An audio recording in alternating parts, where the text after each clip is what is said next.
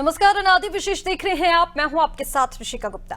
भारत में गर्भवती माताओं की मृत्यु एक ऐसी चुनौती है जिससे यह देश लगातार जूझ रहा है। अच्छी बात यह है कि पिछले एक दशक में प्रसव के दौरान माताओं की मृत्यु दर में उल्लेखनीय गिरावट दर्ज की गई है, लेकिन फिर भी माताओं की मृत्यु दर चिंताजनक है। खासकर ग्रामीण क्षेत्रों में प्रसव के समय या प्रसव के कुछ दिन बाद या प्रसव से पहले गर्भवती महिलाओं की मौत के बहुत से मामले ऐसे सामने आते हैं जिन्हें थोड़ी सी सावधानी से रोका जा सकता है। आखिर कब तक गर्भवती माताओं की मृत्यु का यह खेल चलता रहेगा? आज इसी विषय पर चर्चा करते हैं। पहले देखिए रिपोर्ट।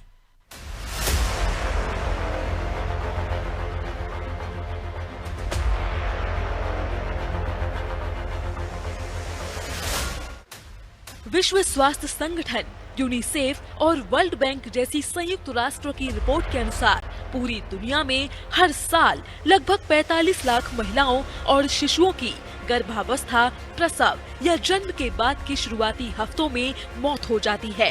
यह हर 7 सेकंड में होने वाली एक ऐसी मौत है जिसकी रोकथाम या बचाव उपयुक्त उपचार के जरिए किया जा सकता है।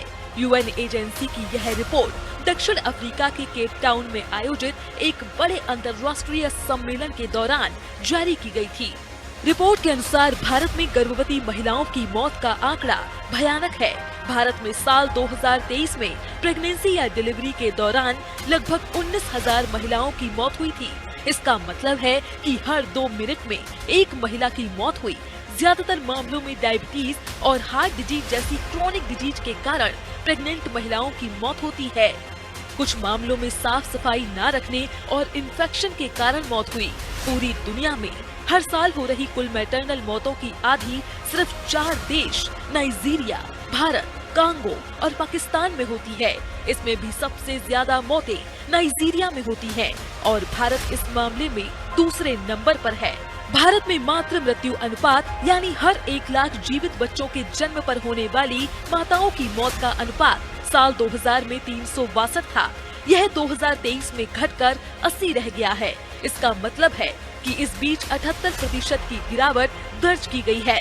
इस दौरान चीन का मातृ मृत्यु अनुपात 56 से घटकर 16 रह गया है। चीन भारत की लगभग बराबर की आबादी वाला देश है और इस मामले में वह बहुत आगे है। भारत में मातृ मृत्यु अनुपात में भले ही बहुत सुधार हुआ है, लेकिन अभी भी देश के कई हिस्सों में महिलाओं के लिए प्रेगनेंसी खतरनाक बनी हुई है। ज्यादातर मामलों में बहुत ज्यादा ब्लीडिंग, प्री एक्लेम्पसिया यानी प्रेगनेंसी में हाई ब्लड प्रेशर और यूरिन में प्रोटीन के कारण महिलाओं की मौत हो रही है।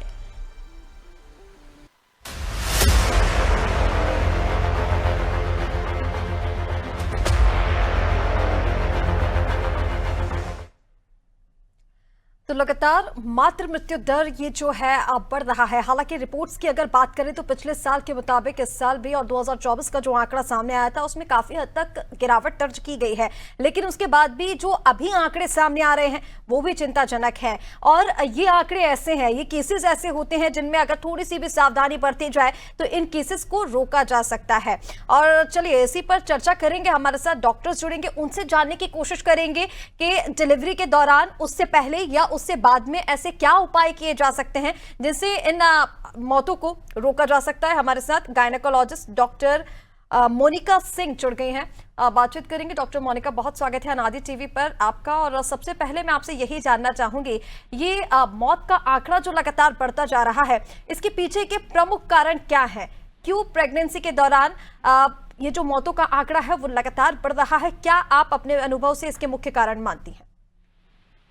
नमस्कार, धन्यवाद ये प्रश्न के लिए। और सबसे पहले तो मैं बोलूंगी कि आजकल जो हमारा जो स्टेट में नेशनल हेल्थ मिशन चल रहा है, साउथ स्टेट्स में तो मातृत्व मृत्यु दर काफी घट गई है और मध्य प्रदेश भी इसकी तरफ अग्रसर है। हमारे यहाँ जो मेन कारण है और पूरे इंडिया में जो मेन कारण है मैटरनल डेथ या माताओं में जो डेथ होती है प्रसव के पहले, प्रसव पूर्व और प्रसव के दौरान, ये है नंबर 1 हाइपरटेंशन, मतलब ब्लड प्रेशर हाई होना, रक्तचाप हाई होना। नंबर 2 है अनीमिया, जैसे ब्लड की कमी। और नंबर 3 है इन्फेक्शन या सेप्सिस। तो ये 3 प्रमुख कारण है जिनकी वजह से मैटरनल डेथ या माताओं की डेथ होती है प्रसव पूर्व या प्रसव के दौरान। और ये दर आजकल बढ़ नहीं रहा, ये घट रहा है, क्योंकि बहुत जगह अब छोटे छोटे सुविधाएं हर हॉस्पिटल में हो गई हैं। हमारे यहाँ डेथ इसलिए ज्यादा होती है क्योंकि पेशेंट नहीं पहुंच पाता छोटी जगह से बड़े अस्पताल में जहाँ पे सारी सुविधाएं हैं। बिल्कुल डॉक्टर मोनिका, देखिए जिस तरह से आप बता रहे हैं कि कई बार ऐसा होता है कि पेशेंट सही समय पर नहीं पहुंच पाते हैं और उस वजह से जो डेथ है वो लगातार अब सामने आ रही हैं, लेकिन कुछ इसके कारण कोई डिजीज भी होते हैं। जिस तरह से डिजीजेस की हम बात कर रहे हैं, जैसे कि आपने भी जिक्र किया कि कई बार ब्लड प्रेशर को लेकर भी जो चीज़ें सामने आती है, अनीमिया को लेकर चीज़ें सामने आती है, कोई बीमारी जो भ्रूण में हो जाती है उसको लेकर भी चीज़ें सामने आती हैं। इस तरीके की कितनी समस्याएं हैं जिनके कारण ये जो आंकड़ा है वो बढ़ रहा है और उसको रोकने के लिए क्या किया जा सकता है? ये आंकड़ा बढ़ नहीं रहा है, ये आंकड़ा अब कंट्रोल हो गया है। जब हम लोग डॉक्टर बन रहे थे 20 साल पहले, 25 साल पहले, तब ये आंकड़ा और भी ज्यादा था। अब तो एमएमआर कम हो रही है। और मैं फिर से इसमें करूंगी आपको कंपेयर साउथ के स्टेट्स, जो केरला, कर्नाटका, आंध्रा, ये हैं जो स्टेट्स। इन स्टेट्स में क्या है, हर एम्बुलेंस में जीपीएस ट्रैकर लगा हुआ है। पेशेंट जैसे ही डिलीवरी पेशेंट जिसको ब्लीडिंग हो रही है अपने घर में एम्बुलेंस में बैठती है, वो एक एक स्पॉट पे जीपीएस से ट्रैक होता है वो पेशेंट कहाँ जा रही है। हर छोटे हॉस्पिटल में भी डिलीवरी और ऑपरेशन की सुविधा है और डॉक्टर मौजूद है। अपने यहाँ क्या है कि ये वाला ट्रैकर सिस्टम नहीं है। अपने यहाँ बहुत देर तक पेशेंट कई बार घर में डिलीवरी के पेन्स लेती रहती है, बहुत लेट उसके परिजन उसको अस्पताल लेके आते हैं। अभी भी घर में दाइयों वगैरह को बुला लिया जाता है जिससे इन्फेक्शन होता है। तो एक कारण है ब्लड प्रेशर। ब्लड प्रेशर को कंट्रोल करने का एक ही तरीका है, वो पेशेंट शुरू से ही दूसरे, तीसरे, चौथे महीने से ही हॉस्पिटल पहुंचे और अपना ब्लड प्रेशर नियमित रूप से चेक कराए। सेकेंड रीजन है अनीमिया। अनीमिया के लिए भी वो पेशेंट को कंसीव करने से पहले और कंसीव करने के बाद लगातार आयरन की टैबलेट लेनी चाहिए। आजकल इंजेक्शन भी आते खून बढ़ाने के। नंबर 3 है इन्फेक्शन। इन्फेक्शन तभी कंट्रोल होगा जब ये लेडी अच्छे से साफ, सुरक्षित और क्लीन स्टेराइल जगह में डिलीवर हो। बिल्कुल डॉक्टर मोनिका, जैसे कि आपने कहा कि देखिए जो भी अभी आंकड़े सामने आ रहे हैं, आपने कहा कि कंट्रोल्ड है जो आंकड़े सामने आ रहे हैं। स्थिति पहले कुछ और थी लेकिन अभी कुछ और है। पहले की रिपोर्ट्स की भी जिस तरह से हम बात कर रहे हैं, लेकिन अभी भी जो आंकड़े सामने आ रहे हैं वो भी बताया जा रहा है कि चिंताजनक ही है। जो हम 2024 की अगर आंकड़ों की बात कर रहे हैं, मध्य प्रदेश में चिंताजनक है क्योंकि मध्य प्रदेश में अभी सुधार होने की बहुत सारी गुंजाइश है। हम उस स्तर पे पहुंचे ही नहीं है मेडिकल हेल्प और अपनी फैसिलिटी जो कि बाकी स्टेट्स में है। और सारा कंपैरिजन सिर्फ साउथ से होता है। वहां का मातृत्व मृत्यु दर है अपने से आधे से भी कम है। इसलिए एमएमआर बोलते हैं इसको, मातृत्व मृत्यु दर। और इसलिए ये कम है बिकॉज वहाँ अवेयरनेस, वहाँ इतनी ज्यादा हेल्थ सिस्टम इतना स्ट्रांग है और पेशेंट एजुकेटेड है। आपको एक्चुअली माताओं को एजुकेट करना पड़ेगा।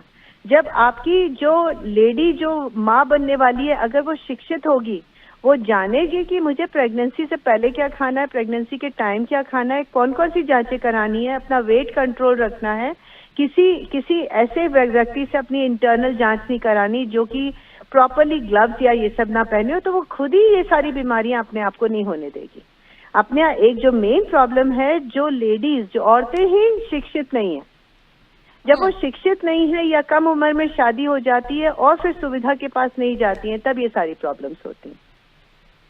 ठीक है डॉक्टर मोनिका, और लगातार इसको लेकर देखिए ये कहा भी जा रहा है, चाहे वो शिक्षा को लेकर हो, चाहे वो स्वास्थ्य को लेकर हो, हर चीज़ पर ध्यान देने की ज़रूरत है। और आपने ही कहा कि मध्य प्रदेश की अगर बात की जाए तो सिर्फ मध्य प्रदेश की ही हो सकता है हालात चिंताजनक है। लेकिन मैं आपसे डिजीजेस के बारे में भी जानना चाहूँगी। जिस तरह से बताया जा रहा है कि डायबिटीज़ हो जाती है या अनीमिया हो जाता है, ब्लड प्रेशर का जिक्र तो आपने भी किया। इस तरह की डेथ नहीं होती। इस तरह की जो डिजीजेस हैं उनसे जो मौतें हो जाती हैं, उससे बचने के लिए क्या किया जा सकता है?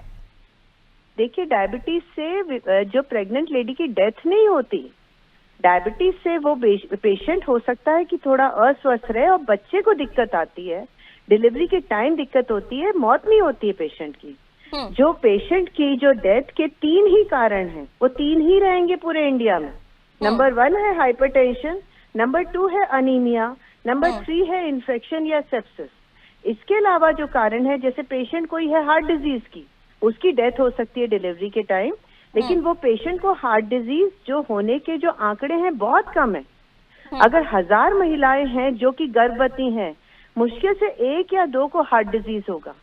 अगर वो हार्ट डिजीज उनको डिलीवरी से पहले मालूम है कि है और डिलीवरी सही जगह पे कराई जाए तो जरूरी नहीं कि हार्ट डिजीज वाली पेशेंट भी बचे नहीं, है ना, वो भी बच जाएगी। वो पेशेंट भी मतलब एक स्वस्थ बच्चे को जन्म दे सकती है, खुद भी स्वस्थ रह सकती है, लेकिन उसकी डिलीवरी बहुत हाई केयर फैसिलिटी में होना चाहिए। इनको बोलते हैं टर्शरी सेंटर्स या मेडिकल कॉलेजेस। बहुत कम बीमारियां ऐसी हैं जिससे पेशेंट की एकदम डेथ हो जाए। डायबिटीज से डेथ नहीं होती, हार्ट डिजीज से भी डेथ नहीं होती। डेथ के यही कारण है जब वो पेशेंट इन 3 गंभीर चीजों से ग्रसित है और टाइम पे उस फैसिलिटी पे नहीं पहुंच पाए। ठीक है, यानी कि आपका कहना है कि अगर टाइम से पेशेंट नहीं पहुंच पा रहा है या फिर उसके पहले या बाद में, जैसे कि आपने घर पर डिलीवरी कराने की भी बात कही, तो इन कारणों की वजह से ये जो डेथ हैं वो लगातार बढ़ रही हैं। एनीमिया को लेकर जिस तरह से आपने बातचीत की थी डॉक्टर मोनिका, मैं चाहूंगी कि आप उस पर भी थोड़ा सा ध्यान केंद्रित कराएं। एनीमिया एक कारण बताया जा रहा है बड़ा, आपने भी इसका जिक्र किया है। इससे बचने के लिए क्या पहले से कुछ किया जा सकता है और क्या बाद में इससे बचने के लिए कोई उपाय हो सकते हैं?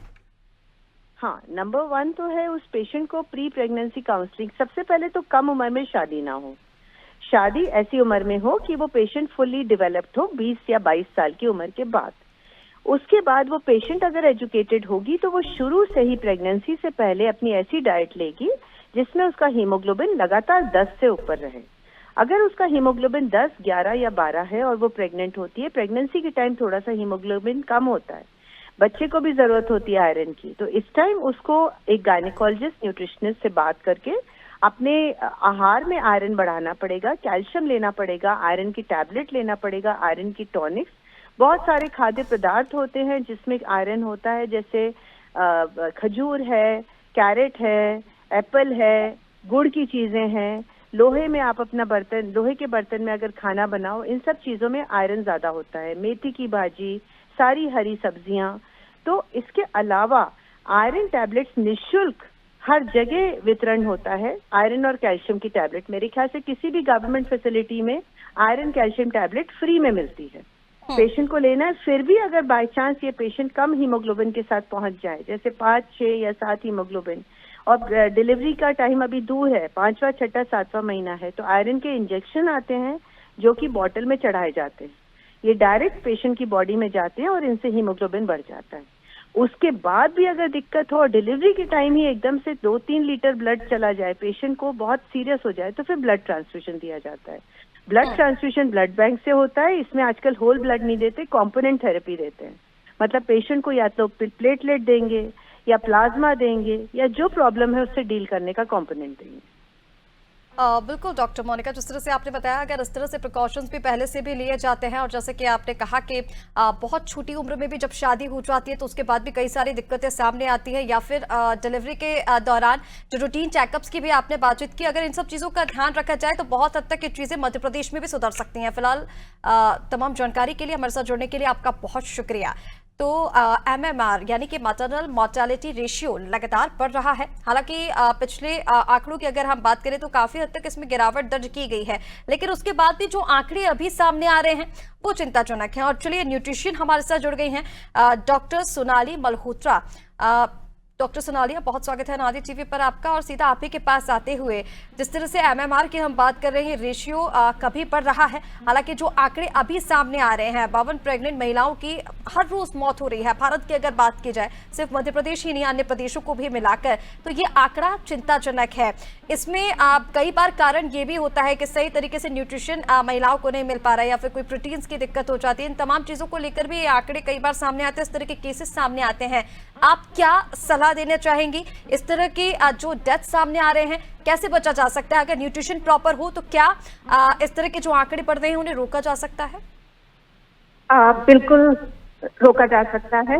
ये चीज सिर्फ जब कोई महिला गर्भवती होती है उसी टाइम से ये ध्यान देना जरूरी नहीं, वो वक्त नहीं है। जब लड़की टीनेजर होती है, एक लड़की, उस टाइम से उसका न्यूट्रिशन और ग्रोथ अच्छी हो, उस टाइम पे उसको अनीमिया और न्यूट्रिशन उसका लेवल्स अच्छे हों, तो जब प्रेग्नेंट होती है उसकी बॉडी तैयार होती है और हम अपना डेथ रेट कम कर सकते हैं, जो अभी आप बता रही हैं जो इतना ज्यादा हो रहा है। तो शुरुआत वहां से करनी चाहिए। एज अ टीनेजर लड़कियों का ध्यान, उनके खान पान का हाई मतलब रिच आयरन रिच फूड्स जैसे रागी और अच्छा पोषण करें। और सबसे ज्यादा सब लोग ये सोचते हैं कि बीटरूट खा लिया हमने, विटामिन गुड़ खा लिया तो हमारा विटामिन जो आयरन है वो लेवल ठीक हो रहे हैं, बढ़ रहे हैं, लेकिन सिर्फ उसके साथ विटामिन सी भी लेना बहुत जरूरी है, क्योंकि अगर विटामिन सी नहीं हुआ तो आयरन एब्जॉर्प्शन बॉडी में नहीं होता। तो दो 3-4 चीजें जुड़ी हुई हैं, तो इन सब चीजों का ध्यान रखकर, और विटामिन सी हमको संतरे में, फलों में, मेलन, वाटरमेलन, खरबूजे सब पे मिलता है। छोटी छोटी चीजों से ले लें, नींबू पानी पी, मतलब सिर्फ आयरन फिर पूरा वो ना दें, क्योंकि अगर विटामिन सी नहीं होगा तो एब्जॉर्प्शन नहीं होगी। और ये सब चीज से, और जब आप शादी होती है, और आजकल बहुत कम उम्र में जो शादी करते हैं और यंग एज में जो मतलब प्रेग्नेंट हो जाती हैं, उनमें हमने देखा है कि वो उनको क्रेविंग होती है, चॉक पाउडर खाने लगते हैं, क्योंकि उनको आयरन की डेफिशिएंसी और हीमोग्लोबिन लो होता है। वो ये सब करके अपना और नुकसान कर लेते हैं। तो अर्ली डिटेक्शन, जैसे ही आप सोच रहे हैं कि आपको प्रेग्नेंट होना, उससे पहले विटामिन, मिनरल्स और ये सारी आयरन की टैबलेट शुरू में ही शुरू कर देनी चाहिए अंडर डॉक्टर। बिल्कुल डॉक्टर सोनाली, देखिए जैसा कि आपने कहा कि आयरन्स लेना, या फिर जिस तरह की आपने डाइट बताई है, आपने कहा है कि प्रेगनेंसी के पहले की ये केयर है जिसको आपको न्यूट्रिशन को लेना शुरू कर देना चाहिए डॉक्टर के कंसल्टेंट के साथ। इसी के साथ मैं आपसे ये भी चाहूंगी, देखिए क्योंकि अगर डिलीवरी के बाद भी 42 डेज के अंदर अगर किसी भी महिला की मौत हो जाती है तो वो भी मातृ मृत्यु के अंदर ही आता है। ऐसे में डिलीवरी के पहले के आपने जैसे कि बताया कि प्रेगनेंसी से पहले क्या केयर की जरूरत है, प्रेगनेंसी के डिलीवरी के बाद क्या केयर की जरूरत होती है महिलाओं को, जिससे क्योंकि वो फीडिंग भी कराते हैं, स्तनपान भी कराते हैं, उस समय भी काफी सारी दिक्कतें महिलाओं को हो जाती हैं, तो ऐसे में उनकी प्रॉपर डाइट क्या होनी चाहिए, पहले की भी और बाद की भी? बात पहले की तो मैंने अभी जैसे बताई कि आपको अच्छा सब लेवल्स अपने अच्छे रखने चाहिए, अच्छा खाना चाहिए, लेकिन बाद में वो पूरा बच्चा एब्जॉर्ब कर लेता है माँ से, तो उसका न्यूट्रिएंट भी बच्चे को चले जाता है। तो बाद में तो और ज्यादा ध्यान रखना है, जैसे हाई कैल्शियम दूध पीना, दलिया, अपना आयरन लेवल आप कैसे दलिया, वो रागी का हलवा या रागी का पॉरेज बना लें, पालक, हरी सब्जियां, दाल, एक संतुलित खाना खाना चाहिए। और अपने विटामिन लेना बंद ना करें पोस्ट डिलीवरी 6 महीने तक, डॉक्टर्स के अंडर ही उनसे पूछकर सप्लीमेंट विटामिन लेना ही चाहिए, क्योंकि बॉडी में काफी बदलाव आता है। एक बहुत बड़ी चीज है एक लेडी के लिए पोस्ट प्रेगनेंसी भी। और अगर आपका B12 लेवल कम होता है तो देखिए आपको बहुत लोगों में ये भी दिखता है, पोस्ट वो अपन बात नहीं करते इंडिया में ज्यादा, लेकिन एकदम से पोस्ट नेटल डिप्रेशन जो चीज होती है वो क्यों हो जाती है, क्योंकि वो कमी ऑफ B12 हो जाता है बॉडी में। तो B12, आयरन, ये सब खाना, ये सब लेवल्स, और खूब जैसे अपने देसी वो जो पंजीरी बनती है, हर्ब्स होते हैं हमारे, ये सौंफ का पानी और ये सब जो चीजें हैं जो पुराने जमाने की, वो बिल्कुल लेनी चाहिए 40 दिन। जो दादी नानियां देते हैं घर में, आपकी मदर इन लॉ जो बनता है, वो सब जरूर लेना चाहिए, उससे बहुत ताकत आती है। जैसे गोंद के लड्डू और ये सब चीजें हुई, इसका सेवन करना चाहिए। ये सब कहीं ना कहीं बॉडी में न्यूट्रिशन ही प्रोवाइड करती हैं और स्ट्रेंथ देती हैं। बिल्कुल डॉक्टर सोनाली, यानी कि जो पुरानी दादी नानी वाली परंपरा है उसको भी आपको फॉलो करना चाहिए, जो पुरानी डाइट है वो फॉलो करना चाहिए, जिससे आपको आगे चल के दिक्कत ना हो। इसी के साथ मैं आपसे ये भी चाहूंगी कि देखिए आज के ज़माने में हम देखते हैं कि बहुत मॉडर्निटी है, तो काफ़ी सारी चीज़ों की आदतें भी महिलाओं को हो जाती है, स्मोकिंग की, ड्रिंकिंग की। ऐसे में ये भी चाहूंगी मैं आपसे कि किन चीज़ों का इसमें ध्यान रखना चाहिए जो बेहद खतरनाक आपके लिए आगे चलकर हो सकती हैं? देखिए स्मोकिंग, ड्रिंकिंग और जो प्रेगनेंसी में बिल्कुल ही प्रोहिबिटेड रहती है, बिल्कुल मना करते हैं कि 9 महीने तो बिल्कुल नहीं करना है, उसको तो आपको बिल्कुल नहीं अपनी बॉडी पे करना चाहिए for maximum more than 6 months at least, क्योंकि आपकी बॉडी ट्रॉमा से निकली है।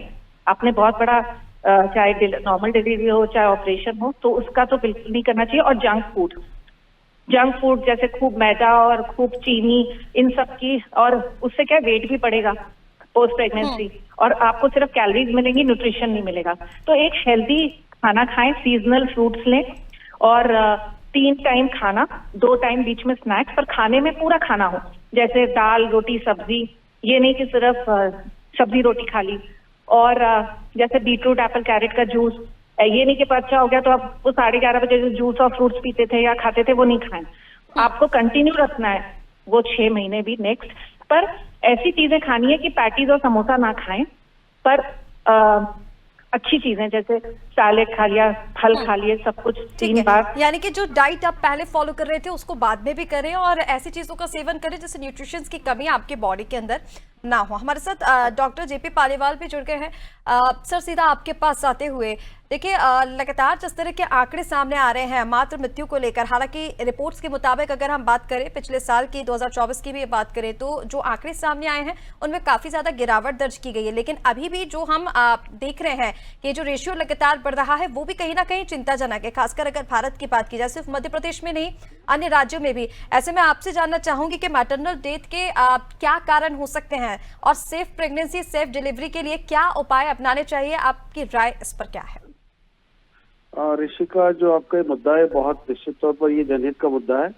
यहाँ पर मैं आपसे एक चीज और बताना चाहूंगा कि अभी तक जो हमारे बाकी साथियों ने जो जानकारी दी, बहुत महत्वपूर्ण और अच्छी जानकारियां दी हैं, लेकिन एक बहुत महत्वपूर्ण मुद्दा ये आ रहा है आजकल की, जो आज की तारीख में जितनी महिलाओं की जो शादी की उम्र है वो शादी की उम्र बहुत ज्यादा बढ़ गई है। सामान्य तौर पर यदि हम प्रजनन की सही उम्र यदि महिलाओं में माने, महिलाएं या पुरुषों में माने, तो प्रजनन की सही उम्र लगभग मान के चले 20-22 साल से लेकर 30-32 साल के बीच में होना चाहिए, प्रजनन की श्रेष्ठ उम्र। लेकिन आजकल 30 वर्ष 35 वर्ष की उम्र में महिलाओं की या लड़कियों की शादी हो रही है।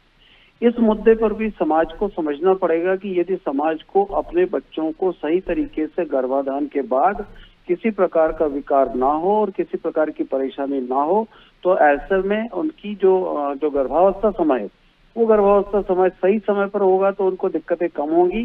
जब उम्र ज्यादा हो जाती है तो ऐसे में हड्डियां सख्त हो जाती हैं और फिर उसके साथ साथ दूसरे कॉम्प्लिकेशन जैसे डायबिटीज, हाइपरटेंशन, थायराइड इत्यादि बाकी चीजें भी आने लगती हैं, क्योंकि लाइफस्टाइल डिजीजेस भी साथ में उसमें एड ऑन होती जाती हैं। तो जो कई बार हम ये देखिए डेथ वाली बात होती है तो इसको बोलते हैं पेरीनेटल डेथ। पेरीनेटल डेथ का मतलब इसमें 3 प्रकार की डेथ होती है। प्री नेटल मतलब घर के डिलीवरी के पहले, नेटल में डिलीवरी के दौरान और पोस्ट नेटल में डिलीवरी के बाद। तो prenatal, natal and postnatal death को संयुक्त रूप से पेरीनेटल डेथ बोला जाता है। तो ऐसे में हम ये देखते हैं कि जब एल्डरली प्राइमी होती है, मतलब पहला गर्भ ही उसको बहुत ज्यादा उम्र में हुआ, तो ये भी कहीं पर एक बहुत बड़ा फैक्टर है जिसकी वजह से ये जो इस तरह के कॉम्प्लिकेशंस और मातृ मृत्यु दर में और कॉम्प्लिकेशंस में ज्यादा इजाफा हुआ है। इस पर लोगों को फोकस करना चाहिए। इस पर सरकार फोकस नहीं कर सकती, इस पर समाज, बिरादरी और परिवार को फोकस करना पड़ेगा। ये परिवार का दायित्व है और लड़कियों को और महिलाओं को भी ये समझना पड़ेगा कि यदि उनके जीवन काल में वो सुरक्षित और सही जीवन चाहते हैं, सही मातृत्व चाहते हैं, तो सही समय पर विवाह करें और जो सही में प्रजनन की श्रेष्ठ उम्र होती है उस प्रजनन की श्रेष्ठ उम्र का आदर करते हुए अपना जीवन, अपना परिवार, अपना आगे की शादी ब्याह और बाकी चीजों को प्लान करना चाहिए। इस पर कोई फोकस नहीं करता। ये बहुत बड़ी समस्या है और आने वाले कल में ये समस्या और बढ़ती ही जाएगी। बिल्कुल डॉक्टर पालीवाल, ये बेहद ही गंभीर विषय है जिस पर हम चर्चा भी कर रहे हैं और खासी का जिस पॉइंट पर, जिस मुद्दे पर आपने ध्यान आकर्षित कराया, ये बेहद जरूरी है कि एक सही उम्र का ध्यान रखा जाए, एक सही एज का ध्यान रखा जाए। आप सभी का हमारे साथ जुड़ने के लिए और इस गंभीर मुद्दे पर अपने सुझाव देने के लिए बहुत शुक्रिया।